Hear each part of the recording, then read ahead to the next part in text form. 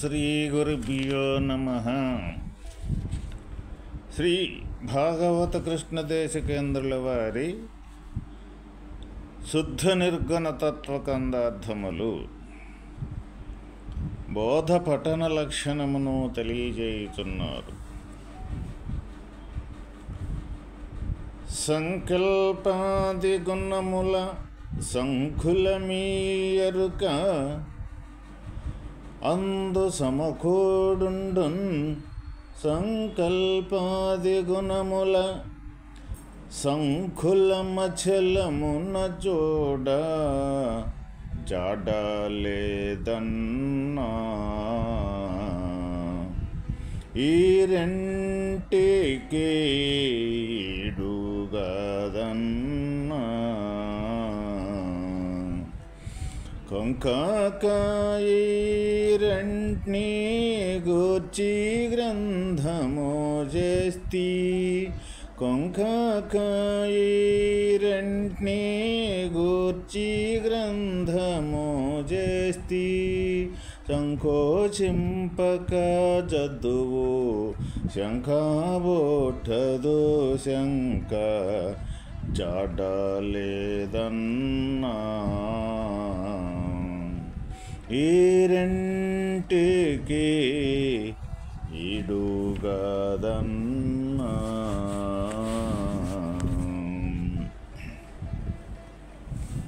ఓ శిష్యుడా,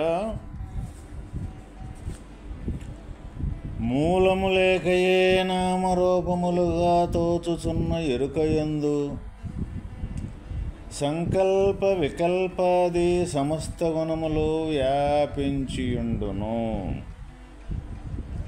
ఈ సంకల్ప వికల్పాది గుణములు లేనిదై స్వతసిద్ధమై నిండియున్న అచల పరిపూర్ణమును సంకల్పాది వికల్పాది గుణములతో మూలము లేకయే నామరూప నటనలుగా లేని ఎరుకయను సమానములు కావు. నీవు సందేహింపక ఈ రెంటి గూర్చి తెలుచుట, ఈ రెండింటినీ గూర్చి తెలుపుట కొరకు ఈ గ్రంథమును రచించితిని. దీనిని నీవు సాంగోపాంగంబుగా సంకోచింపక చదువుము. తదుపరి స్వతసిద్ధమై నిండి ఉన్న అచల పరిపూర్ణము యొక్క యునికిని మూలము లేకయే తోచుచున్న ఎరుక యొక్క లేమిని ఎరిగిన నీ సంశయములన్నయూ నశించిపోవును. ఓ శిష్య, ఈ మూలము లేకయే నామరూపములుగా తోచుచున్న ఎరుక సంకల్ప వికల్పాది సమస్త గుణములు వ్యాపించియుండను.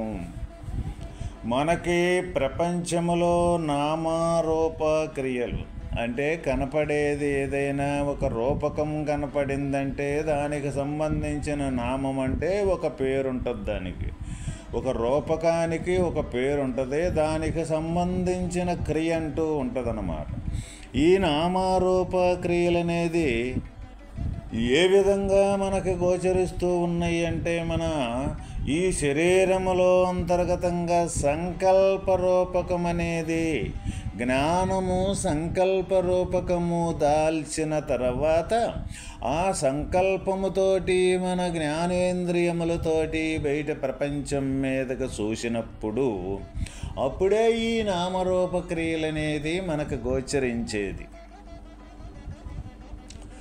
లేకపోతే ఈ సంకల్పం అనేది లేకపోతే ఈ ఇంద్రియాదులు అనేది జడ పదార్థములు.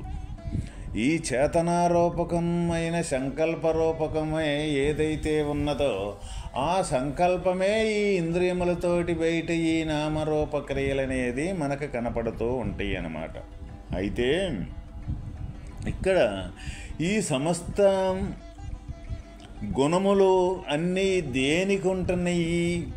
ఈ సంకల్పరూపకం దాల్చినాక జ్ఞానము, ఈ నామరూప క్రియలతోటి కూడుకున్న వికారాలు, వీటితో కూడుకున్న మన గుణాలు ఏవైతే ఉండయో అనేక రకాలుగా గుణాలు మార్పులు చేర్పులు మొత్తం కూడా ఈ సంకల్ప వికల్పములతోటే ఈ నామరూప క్రియలతోటే ఈ మొత్తం కూడా ఉండయి అన్నమాట. ఈ అన్నీ కూడా వాస్తవానికి అచల పరిపూర్ణ బ్రహ్మానికి మట్టికి ఇవన్నీ లేనే లేవు. ఈ వికారాలన్నీ కూడా ఈ సంకల్పం దాల్చిన కాడి నుంచే ఈ వికారాలన్నీ మనకి గోచరించటం అనేది జరుగుతూ ఉన్నది. అనేక రకాల గుణాలుగా మనకి ఈ ప్రపంచంలో కనపడుతూ ఉంటాయి అన్నమాట. ఈ గుణాలన్నింటికీ మూల కారణము ఈ సంకల్ప రూపకమే. ఈ సంకల్పానికి మూల కారణము నేను అనే అహంకారమే. ఈ అహంకారంతో ఈ సంకల్పము, ఈ సంకల్పంతో ఈ ప్రపంచం మొత్తం. ఇక దేనాధారంతో ఉన్నది మనకి ఈ ప్రపంచం మొత్తం అంటే ఈ సంకల్ప వికల్పములతోటే కూడుకొని ఉన్నది, కానీ వేరే ఇంకొకటి కానే కాదు. ఏదైతే గుర్తెరుగుతూ ఉన్నదో సంకల్పముతోటి అదే మళ్ళీ మరిచిపోవటం అనేది జరుగుతూ ఉంటుంది. ఏన్నైనా మనం ఈ లోకములో చూసేటప్పుడు దాన్ని గుర్తించిన తర్వాత మళ్ళీ అది ఎమ్మటే మరుపు చెందుతూ ఉంటుంది.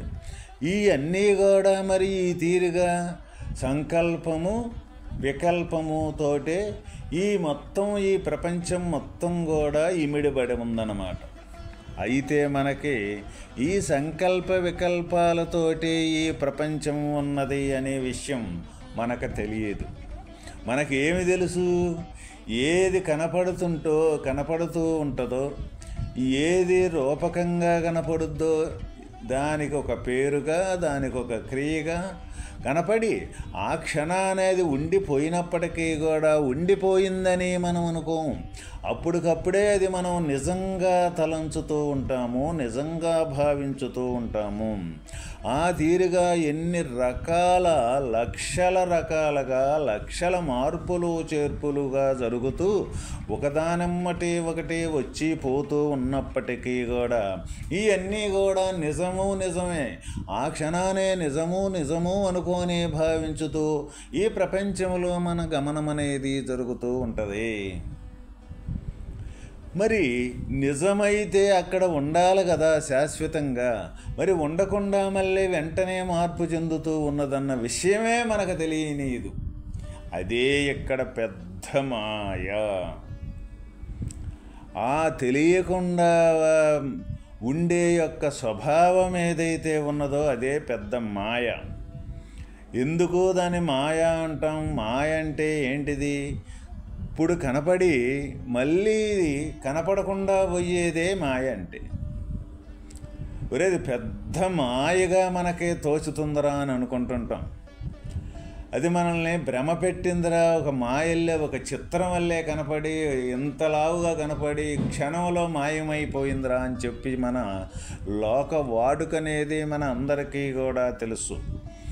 కాబట్టి ఈ ప్రపంచం మొత్తం కూడా వాస్తవమైన తత్వము యందు మాయ. ఇది వాస్తవమైన తత్వం ఏది అంటే పరిపూర్ణము యొక్క తత్వమే, పరమాత్మ యొక్క తత్వమే.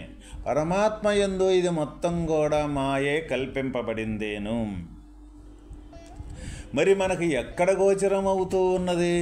సహజంగా ఈ పరమాత్మని కానీ ఈ ప్రపంచాన్ని మాయను కానీ విడదీసేదానికి ఎలాంటి ఆస్కారం అంటూ లేనే లేదు. మొత్తం కూడా ఏకస్వరూపమయ్యే ఉన్నది. మరి ఏకస్వరూపమై ఉన్నప్పుడు మనకు ఎక్కడి నుంచి గోచరం అవుతూ ఉన్నదంటే సంకల్పరూపకంగా నుంచే మనకు గోచరమయ్యి ఈ ప్రపంచం మొత్తం కూడా సృష్టించుకుంటూ ఉన్నది. సంకల్పానికంటే ముందు ఉన్నది ఏదైతే ఉన్నదో ఆ ముందుండ స్వరూపము మట్టికి మనకు గోచరించటంలా, అది మనకు తెలియబడటంలా. మరి తెలియబడకపోతే మరి ఆ స్వరూపం ఉందని మరి ఏ విధంగా మనకి ఇక్కడ ఈ విచారణలో ఈ గ్రంథాల్లో మనకి అచల పరిపూర్ణం ఉన్నదని మనకు తెలియజేయుచున్నారు. ఏ సంకల్పరూపకం అయితే ఈ జ్ఞానము సంకల్పరూపకం దాల్చి ఈ ప్రపంచం వైపు అనేకత్వంతో కూడుకొని ప్రయాణం చేస్తూ ఉన్నదో అదే జ్ఞానం వెనక్క తిరిగి ఈయన ఈ రూపకము ఈ జ్ఞానం అనే గుర్తెరిగేది ఎక్కడ తయారవుతూ ఉన్నదో ఆ తయారయ్యే కాడ కానీ వెనక్క తిరిగి అక్కడ కానీ నిలబడగలిగితే అప్పుడు ఆ తయారయ్యే గుర్తెరిగేదానికంటే ముందుండ స్వరూపము ఏ సహజ సిద్ధమైన స్వరూపం ఉందో ఆ స్వరూపాన్ని కూడా ఈ గుర్తెరిగే ఈ జ్ఞానమే అక్కడ గుర్తెరగాల. ఎప్పుడైతే జ్ఞానం గుర్తెరిగిందో గుర్తెరిగిన వెంటనే ఆ రూపకాన్ని కానీ చూసి అక్కడ నిలబడితే ఈ ప్రపంచం అనేది లేనే లేదు. అక్కడ ఉంది సహజ సిద్ధంగా ఉండే అచల పరిపూర్ణ స్వరూపమే ఉంది. మరి ఎప్పుడు ప్రపంచం ఉంది? అక్కడి నుంచి ప్రపంచం వైపు ఇటు ముందుకు ఈ ఇంద్రియాలు తోడేసుకొని ముందుకొచ్చినప్పుడు ప్రపంచం ఉంది. ఇప్పుడు మనకు జరుగుతున్న యొక్క భేదం ఎక్కడ జరుగుతూ ఉన్నది అంటే ఎక్కడైతే ఈ జ్ఞానం అనేది గుర్తనేది తయారవుతూ ఉన్నదో ఆ తయారైన కాడి నుంచి సంకల్పరూపకము దాల్చి సంకల్పరూపకంతో ఇంద్రియములతోటి ప్రపంచం వైపు ప్రయాణం చేయటమే ఇక్కడ ఇది సగం కనపడుతూ ఉన్నదన్నమాట. ఈ ప్రపంచం మొత్తం గోచరం అవుతూ జరుగుతుంది. అప్పుడు ఏది పోయింది? ఈ సంకల్పానికంటే ఈ జ్ఞానం కంటే ముందుండ స్వరూపం అనేది మరుపును పడ్డట్టు మనకి గోచరం అవుతూ ఉన్నది. అయితే అదే గుర్తెరిగిన జ్ఞానం అనేది ఎక్కడి నుంచి నేను గుర్తెరుగుతున్నానో అన్న విషయం వెనక్క కానీ చూసిందంటే అక్కడ ఉన్నది అచల పరిపూర్ణమే. ఇక అచలాన్ని చూసిన యొక్క జ్ఞానం ఏమవుద్దు అంటే ఇక ప్రపంచం వైపు మళ్ళీ దానికి ఆస్కారమే లేదు. ఇక అక్కడ ఉండేది వాస్తవమైన ఏ సహజ సిద్ధంగా ఉన్న పరిపూర్ణమే. ఇక్కడ జరుగుతున్న మోసం ఎక్కడ జరుగుతూ ఉన్నదంటే ఈ అవ్యక్తమైన రూపకము నుంచే ఈ జ్ఞానం అక్కడి నుంచి తయారయ్యి తనకు తానుగా సృష్టించుకుంటుంది అన్న జ్ఞానం అనేది మనకు లేకపోవటమే. అటువంటి విచారణ అనేది లేకుండా ఆ తయారైన జ్ఞానం కాడి నుంచి ఈ ప్రపంచం వైపు మరలటం ఏదైతే ఉన్నదో అదే మనకి ఇక్కడ ఈ జనన మరణాలకి కానీ ఈ ప్రపంచంలో అనేకత్వానికి కానీ లేకనే అనేకత్వం అనేది లేకనే ఉండట్టుగా భ్రమగా తోపింపజేయటం కానీ ఇన్ని రకాలుగా ఇన్ని లక్షల కోట్ల యొక్క చిత్ర విచిత్రాలుగా మనకు భ్రమపడి కనపడుతూ ఉంది ఈ ప్రపంచం. వాస్తవకంగా అచలం యొక్క స్థితికి చేరుకుందంటే ఈ జ్ఞానం అనేది ముందు ఈ జ్ఞానం అనే గుర్తెరిగే యొక్క ఉనికి కోల్పోవటం జరుగుతుంది. ఎప్పుడైతే ఈ జ్ఞానం యొక్క ఉనికి కోల్పోతుందో అక్కడ ఈ ప్రపంచం అనేది వేరుగా లేదు. ఇక ఉండేది మొత్తం అవ్యక్త రూపకమే. మొత్తం ఈ ప్రపంచం వేరు లేదు, అవ్యక్తంగా పరమాత్మ వేరు లేడు. ఈ గుర్తనేదే ఇక్కడ అది ప్రత్యేకతను కల్పించుకొని తయారవుతూ ఉన్నది. ఆ ప్రత్యేకత అనేది లేదు అని ఎప్పుడైతే ఈ పెద్దలు చెప్పిన మార్గం ద్వారా దాన్ని విచారించుకొని ఆ విచారణ ద్వారా ఈ గుర్తెరిగే జ్ఞానం లేదు, ఈ జ్ఞానంతో ఈ అనేకత్వమైన ప్రపంచం గోచరం అవుతూ ఉన్నది, ఇదే జ్ఞానమే మూలమైంది, ఈ ఎరుక అనేది లేదు, అక్కడికక్కడే తయారయ్యి అక్కడికక్కడే మళ్ళీ ఏమీ లేకుండా పోతూ ఉన్నదన్న విషయాన్ని సంపూర్తిగా తెలుసుకొని ఆ లేనిదాన్ని లేనట్టుగా నిర్ధారణ కానీ చేసుకోగలిగితే ఉండేది సహజంగా ఉండే పరిపూర్ణమే అక్కడ ఉన్నదన్నమాట. అటువంటి పరిపూర్ణ స్థితి ఏదైతే ఉన్నదో ఆ పరిపూర్ణ స్థితికి ఈ సమస్త గుణాలతోటి ఈ సంకల్ప వికల్పాలతోటి ఈ వ్యాపింపబడి ఉన్న ఈ ప్రపంచం ఏదైతే ఉందో నామరూప క్రియలతో కూడుకున్న నటనలుగా తోచే ఈ ప్రపంచం ఏదైతే ఉన్నదో ఇది ఏది కూడా ఈ పరిపూర్ణానికి లేనే లేదు. అందువల్ల ఈ ఎరుక యొక్క స్వాభావికాన్ని లేదు అని గుర్తెరిగి లేనిదాన్ని లేమిని ఏదైతే ఉందో ఆ లేనిదాన్ని లేనట్టుగా చేసుకోగలిగినవా ఏ సాధకుడైతే ఉన్నాడో నాయన శిష్య, అప్పుడు ఈ సంశయములన్నీ కూడా ఏమీ ఒక్కటి కూడా మిగలవు.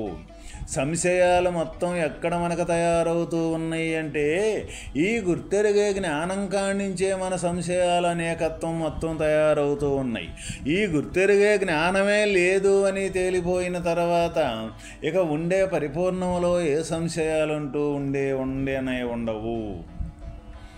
కాబట్టి ఎవరైతే అటువంటి ఈ లేనిదాన్ని లేనట్టుగా చేసుకొని సహజంగా పరిపూర్ణ యొక్క స్థితిని, అచల పరిపూర్ణము యొక్క యునికిని ఇట్టిదని గుర్తెరిగి ఈ మూలము లేని దాని ఎరుకని కానీ ఎవరైతే లేదని దృఢపరుచుకొని తీసేయగలుగుతారో ఆ ఉండే పరిపూర్ణం తప్ప వేరే లేనే లేదు. అందువల్ల ఈ అచల పరిపూర్ణము యొక్క యునికిని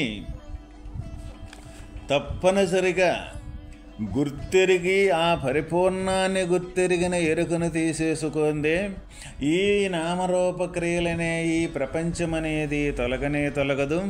ఈ తొలగకపోతే ఈ జనన మరణాలు అనే చావు పుట్టుకలనే సంకల్ప వికల్పాలనేది అవి పోనే పోవు. అవి నిరంతరము ఒక సముద్రములో అలల్లాగా నిరంతరం వస్తూ ఉంటాయి, పోతూ ఉంటాయి, వస్తూ ఉంటాయి, పోతూ ఉంటాయి.